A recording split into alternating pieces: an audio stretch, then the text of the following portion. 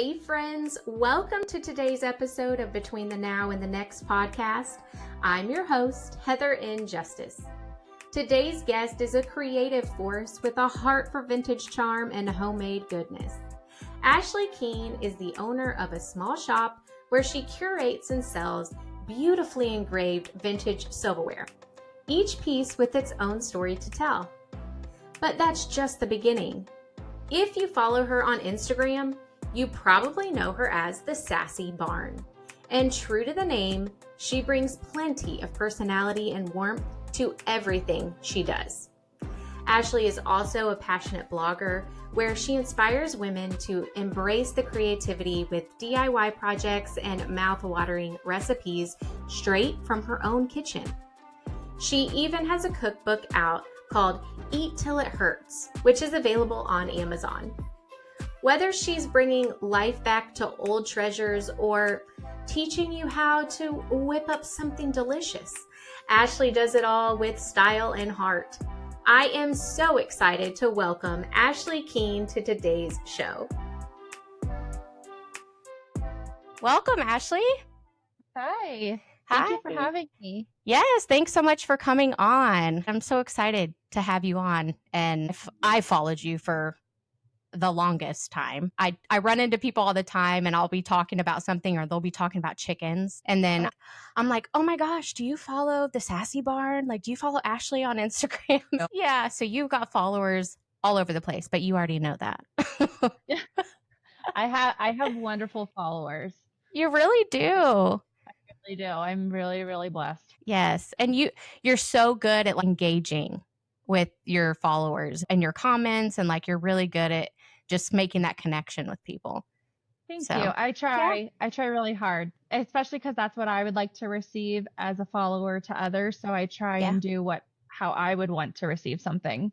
It's hard at times, especially when you have lots of people coming in and lots of comments. And so sometimes it takes me a bit, but I try my best. Yeah. Well, you do very good at that. And that's, I'm sure, how you have been so successful too. And you're just very genuine. Thank you. I appreciate that. Yes. I'm so excited that you have this too. This is exciting for you. Yes, thank you. I'm all about, all of us experience waiting periods, I feel like, in our lives, like in some shape or form. And I just feel like it's a conversation that needs to be had more, and to kind of normalize that everybody experiences these, and you're not alone. Maybe you feel alone in whatever situation, but there's always somebody that can understand that period of just wait. Yes. Yes. You recently have actually started sharing some about your own story, about how you have been married before and it was very young, and then you have recovered from an eating disorder, and you also went through infertility, and I'm sure that was a waiting period until you got your precious little Tucker guy. Yes. I'm so curious just to hear about, the waiting period in your life, and why have you decided to start talking a little bit more openly about things? It kind of happened very suddenly. I've been open about my eating disorder in the past. I have talked about it, and then I took everyone along on my infertility journey with our IVF and sharing everything from my stomach injections. It wasn't easy, but it was easier than I think sharing about being married before and being divorced. So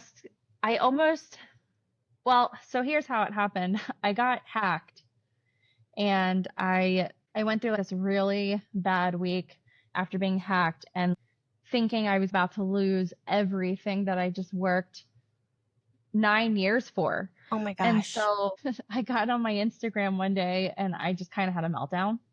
And then I just kind of blurted it out that, and I could have edited it out of my stories, but I decided that I was just going to say, I got divorced, and that's how the Sassy Barn kind of started afterwards, and it became this happy spot for me, and I'm about to lose it all from being hacked.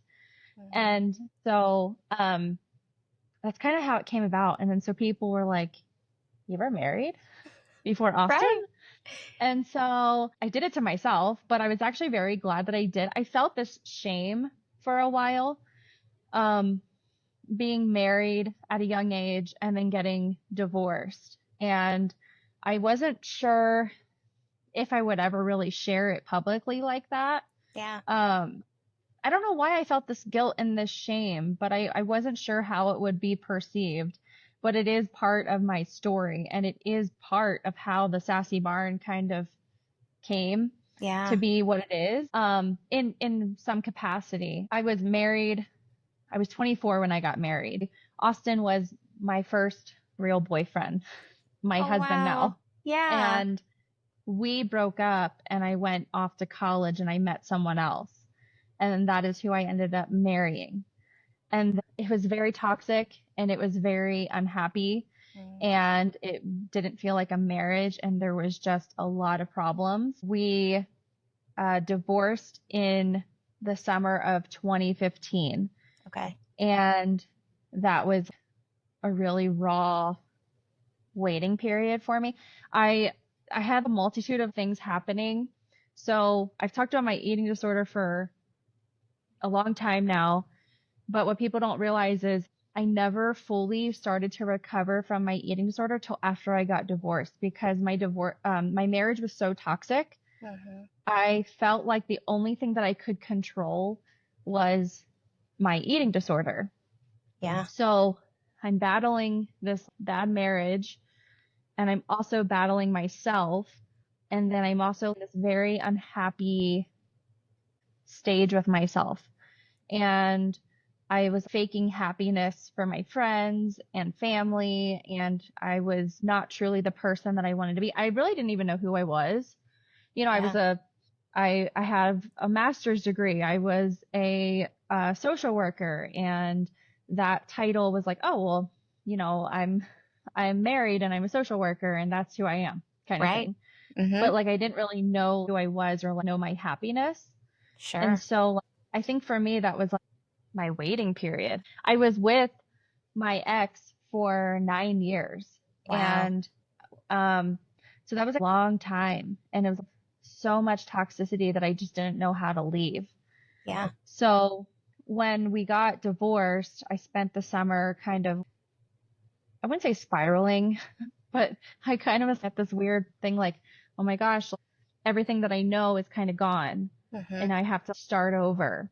And it was very weird, and I felt very vulnerable. Sure. And part of that vulnerability just kind of made me step out and be uncomfortable for a long time until I could really find myself.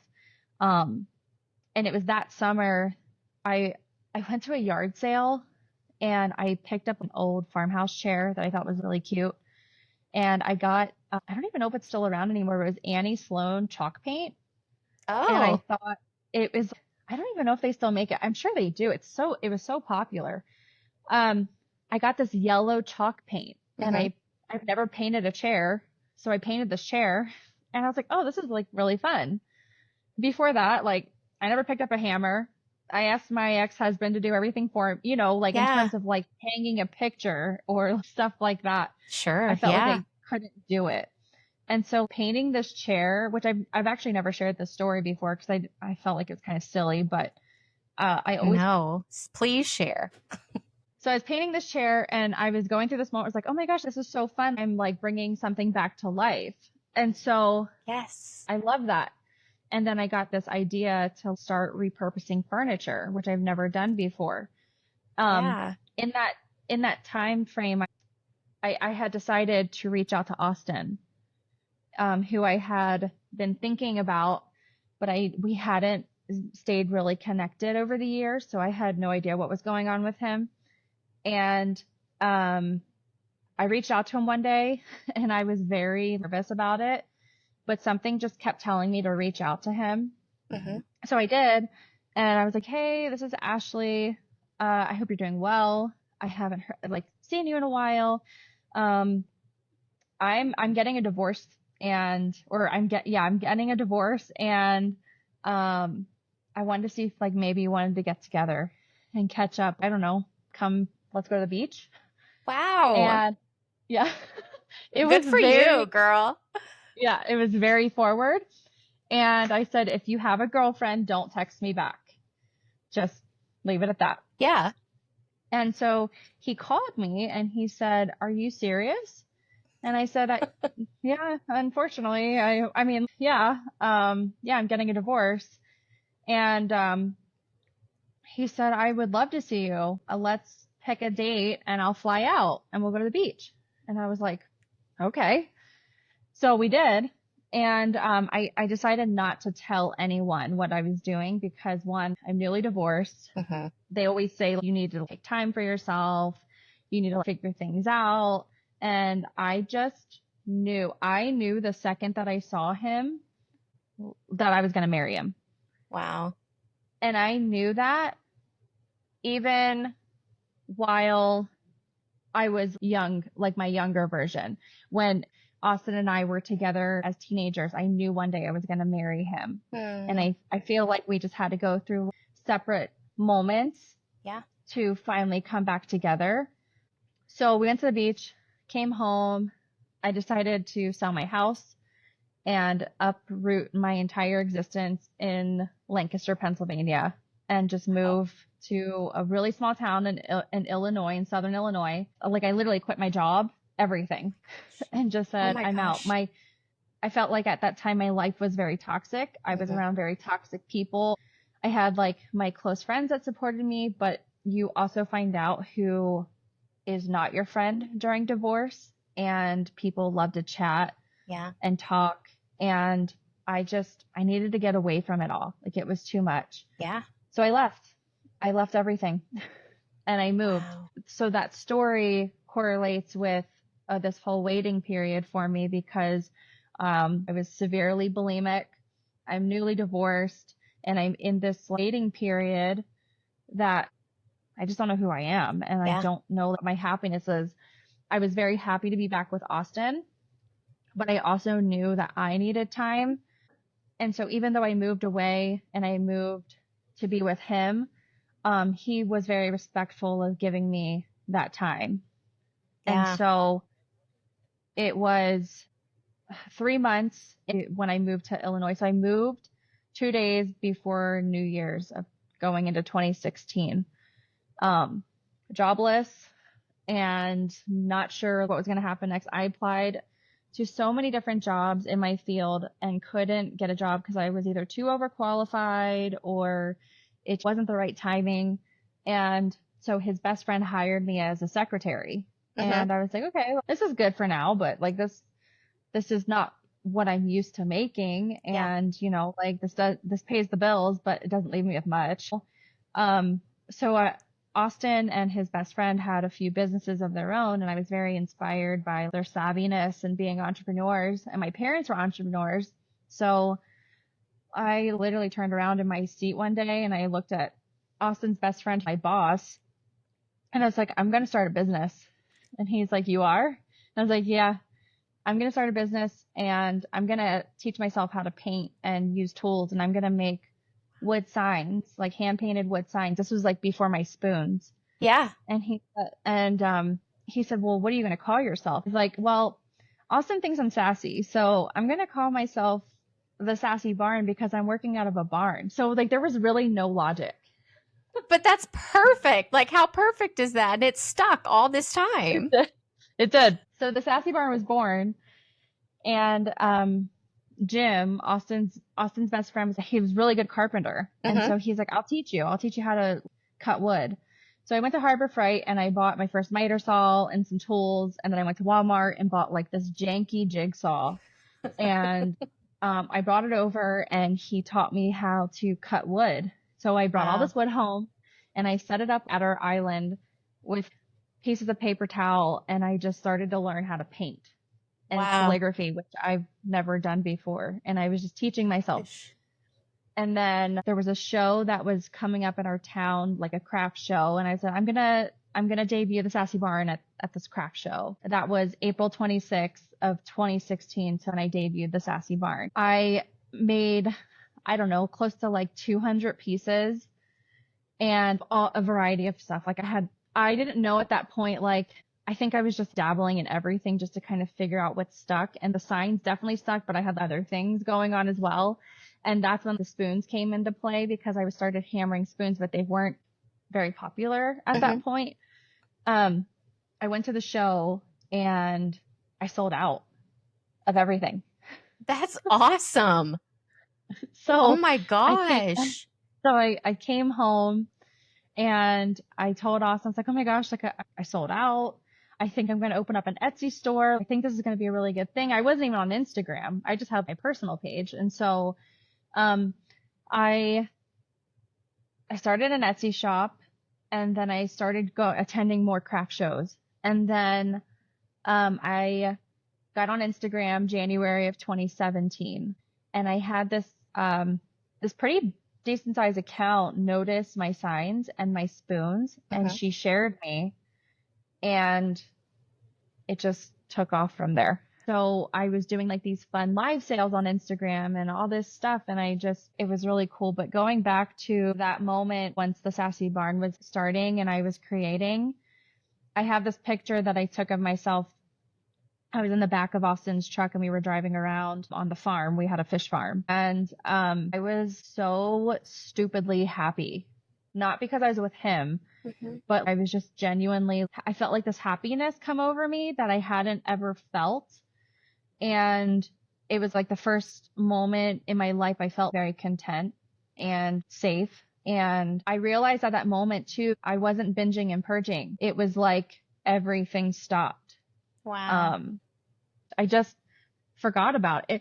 I was a child when I was diagnosed with anorexia, and then I formed bulimia.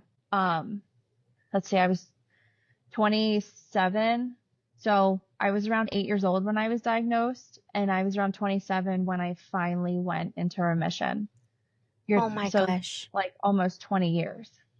Talk about a waiting period. Yeah. Wow. Like, I have not experienced an eating disorder, so I know I can't relate to you in that regard, but I know people that have, and I can only imagine the kind of emotions that come up, the confusion. From what I understand, it's like you don't want to do it, but you feel like you have to do it. Yeah. Yeah. It's very weird. You don't want to do it. You don't want to be sick, but you can't help it, and you can't help the triggers around you. And it's not just food and scales and gaining weight that's a trigger, because there's a lot that plays into eating disorders, and it's really about control. So I couldn't control my marriage, right? Things were happening in my marriage, and the only thing that I could control was me. And binging and purging was that release for me. And that's why I kept up with it. I mean, because I had been through rehabs and I really wanted to get better, but I just didn't know how. Like I had the tools, but I had this chaos in my life with my ex that just, I couldn't escape it. Yeah. And so I would have really good periods where I wasn't doing it, and then something would happen and I'd go right back to it. And then I'd have a waiting period. So I would fall in and out of recovery a lot. But that moment where I was really happy, I kind of realized I haven't been binging and purging like I usually do. And that was a very defining moment for me. I felt like I was actually healing. Yeah. And I never looked back. I mean, sure, we all have moments where we like, okay, my pants aren't fitting me, or we want to feel better in our skin. But I even though I had those moments, I didn't have the trigger moments that used to accompany it with, okay, well, I need to start not eating or binging and purging again. That wasn't happening anymore. Yeah. It was just like a normalcy that I didn't think existed. So that's just when I started to find myself, and I started to find my happiness. And then the DIY part of it came into play quickly after. We had a farmhouse that was very dated. It had literally red carpet going up the walls.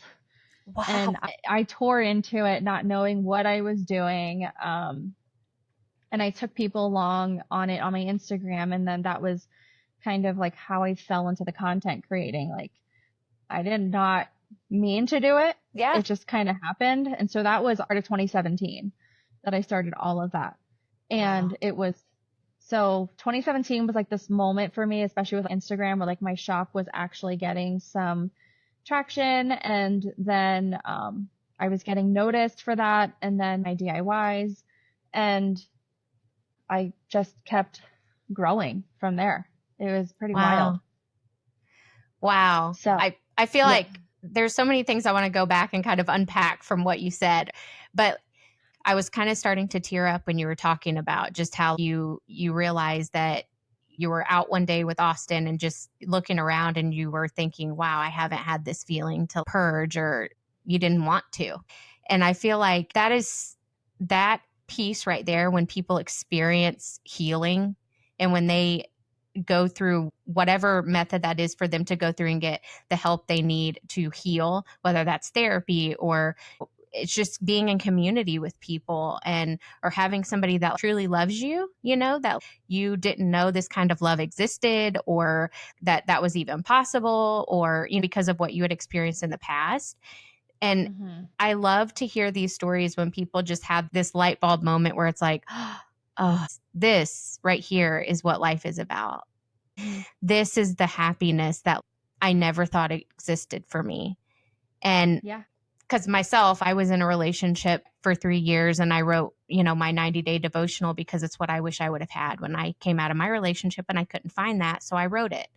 And I realized I've been on a healing journey, so it'll be 4 years this year. And I've realized how creative I am because I've allowed myself to try out these different things and to not be afraid to try something, because who cares if I fail? I'm not going to be good at everything. It's okay. Yeah.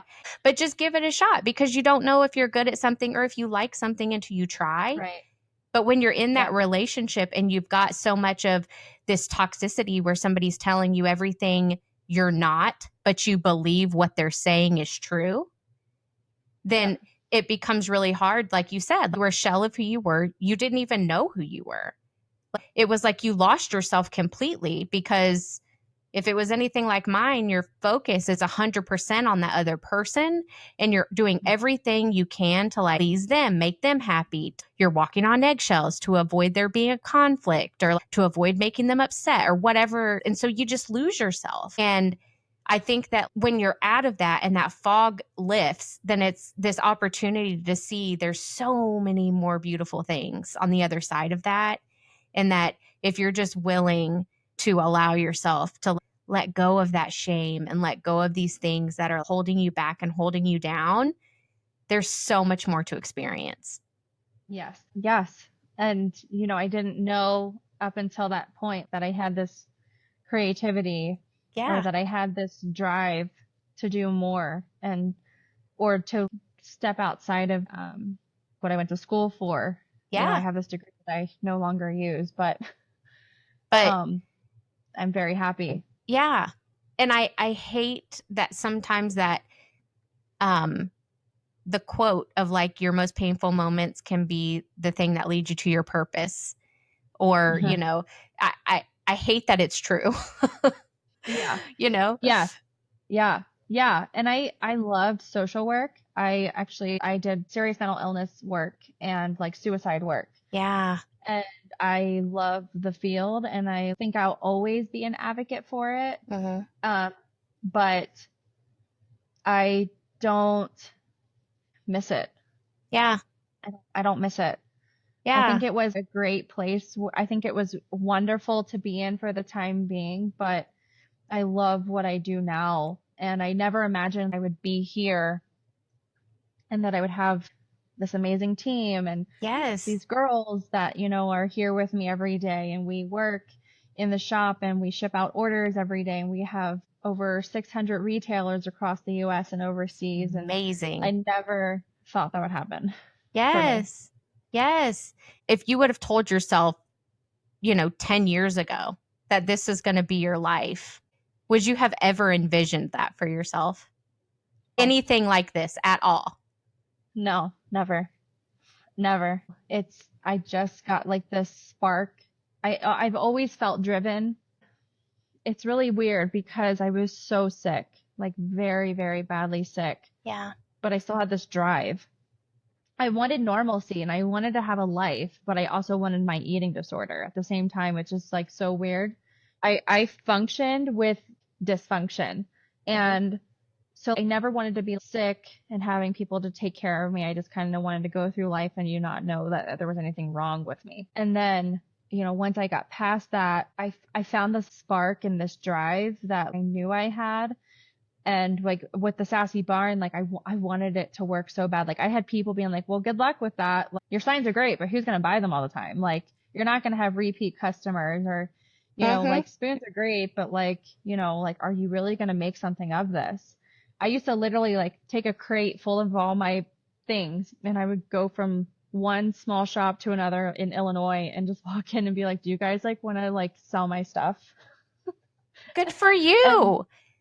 so I started just hustling and then my family still cracks up. I had a Honda Civic and I would have all my signs and all my goods in the back of my trunk and I'd be in Walmart parking lots and I would just flip it open and be like, who wants a sign? I love it. I used to just sell out of my car and I just was trying so hard to make my presence known with the Sassy Barn and make my work known. And so Yeah. I was hustling. Yes. It was so fun. Yes. And I mean, that's what you have to do when you're starting out. Even when people go on Shark Tank, right? Half of their stories on there are like, oh, yeah, I started in the basement of my house and Yeah. I would go and try to make meetings with these big corporations. And they talk about that. Like they have to hustle in order to build something from the ground up. Like nothing's handed to you on a silver platter for most people. No. Yeah. You got to work for it. But No, don't you feel like that makes you appreciate it so much more because you're like, this, totally. I built this. Yeah. I did Totally. this, I built this, and I worked for this. Yes. Yeah. For sure. Yeah. It was very hard. I was working a 9 to 5 full-time job. And once I started to grow, I was waking up at 5 a.m. to ship orders, go to work. Then on my lunch break, I would get more orders out. And then I would go back to work. And then at 5, I would film my recipe content for Instagram. And then I would stay up till like 10, 11 o'clock just to get orders going again and painting and stamping. And I would repeat 7 days a week. Yeah. Wow. Yeah. That's where I'm at right now, actually. I'm working. And then when I wrote my book, that was kind of my same schedule. You work and then you get up early, you stay late, and you're working and writing and recording podcasts and putting all this stuff out. But it's all for something, that I feel like is going to be for a bigger purpose, but that was what I even did when I was selling the dog treats, when I had bona fide dog treats. Like I did that for a few years too, with doing the craft shows, things like that is a lot of work. I mean, you've got to take it all, set up, tear down, and you got to make your booth look appealing. It's work. It's a lot of work. Yeah. So much work. Yeah. It really is. During that time, you got divorced and then you met up with Austin and it was like you just knew, but there was still this waiting period of trying to determine, who really am I? What do I love? What am I going to do? And yes, I remember having this same reflection last summer with my mom. She was in the driveway. She was getting ready to leave my house. And I was standing at her car door and I was just looking at her. And I'm like, there's got to be more. And she's like, what do you mean? And I was like, I'm more than just Heather, the dog mom. I'm more than just Heather, the research administrator. There's got to be more. There's a bigger purpose here. And what is it? And later in the year, I ended up getting connected with somebody who she was just about to publish her book. And I started a book a couple years ago, and I just ended up not finishing it because I didn't know how to publish a book. And so I was like, what am I going to do with this thing? And then she gave me the starting point. And then I got my momentum back. And I put it out there. But if you keep digging for that in that waiting period where you're just like, I don't know what else there is, but I know there's something, but I don't know what it is. And if you keep digging for that and you keep trying and you keep pushing forward, you will find your purpose. You will find what you're here for, Yeah. And so I love Yeah. that you shared that. That's such a cool story. And Thank you. yeah. But what I love about you is you do your projects on such a budget normally. Like they're budget friendly. Everything you do isn't here. You have to spend $1 million to do this to do Yeah. this DIY. If you don't love it, you can end up switching it up. And I mean, I think it's your pantry. You've done a few different DIYs to your pantry with the walls Yeah. and wallpaper Yes. and paint and shelves and the door. And you've done lots of different things to that. And you've switched it up a couple times. So I'm officially happy with the pantry though. okay, good. Uh, I am officially happy. I love my door. My door is my favorite. Yes, that is a very, very unique door. I love it. I'm flipping an outhouse into a potting shed. Yes. And so it's like 100-year-old outhouse that we had to move. And so it's just been sitting here. I'm taking a potty shed and turning it into a potting shed. I saw that today when I was looking at Instagram and I saw the comments and I was like, this is great. I love this so much. So That's going to be perfect. I'm very excited about that. Yes. Now, with your chickens, so does Tucker, is he joining in on the runs and stuff, or have we not started that for this season? Because I know you all had snow the other day, which is crazy to me. Yeah, it's melted again. Yes, he does run with the chickens. I don't know if he has this year once. And now that the snow has melted again, he'll probably start that up. So he'll run with the chickens, and I just got more baby chicks because I couldn't help myself. So I have 9 baby chicks right now that I'm raising to add to the girls. So you always have your hands full with something, don't you? Yeah. I'm always bringing an animal home. My husband's also bringing animals home, though. Okay. We're both pretty guilty for that. He brought pigs home in the back of his truck, like not in the bed, but in the back seat of his truck. He had oh my gosh, 6 baby pigs, and they are not baby pigs anymore, and they're huge. Oh my gosh. So this is his way, I guess, of like when he comes home and you've ripped apart the bathroom and you have a toilet sitting in the hallway, right? Exactly. And he's like, what is this? That's his version of that for you. Yes. Yep. Exactly. That's great. I love it. I love it. Yeah. I just want to wrap up and ask one more question. I like to ask all my guests this question. So if you could give the younger version of yourself any advice in a waiting period that you were experiencing, set the scene for us. Tell us where you would be and who would be around and what you would tell her. I actually did something like this a little bit ago where like I had coffee with my younger self, and I was in a cafe. I love coffee shops. Yes. Always have. And I met with my younger self, and I wanted her to know, like, just to be patient and be kind to herself, and know that better things were coming her way, and that her plan for herself, like her plan A, was not going to be happening. And she needs to kind of just be patient and let everything fall into place. Yeah. And that, you know, and then also letting her know that like she wouldn't be sick forever. So, you know, like finally realizing that I was going to be moving forward, and I wasn't going to have an eating disorder, and I was going to actually have a marriage and be in love with someone, and have this like healthy marriage where I actually feel married to someone, and then have a family on top of that. And so, you know, just that whole patience and being kind to yourself, and understanding that the plan that you had for yourself is not what it's going to be. It's going to be better. Yes. Yes. The better. I think that's so good, because we forget so often that once we do get to a good place, we forget to realize, oh man, I had prayed for this, or I had asked for this. I was hoping this would happen for me, you know, and then when we have a realization, it's like a relief almost. Mm-hmm. Like you just let out a sigh and like, oh, thank you. This worked. Yeah. You know, that's so good. as I've been doing these podcasts and I've gotten to hear the different things that people would say to their younger selves, it's been so thought-provoking for me to hear and to think back on myself. Because I mean, I've done this exercise a few times for myself in therapy, and I've done the ones where I meet with my younger self, like do the guided meditations. And those, I used to think that stuff was a bunch of woo-woo. Yeah. I'm like, why? That's silly. Yeah, right. But no, I did it, and I was in tears.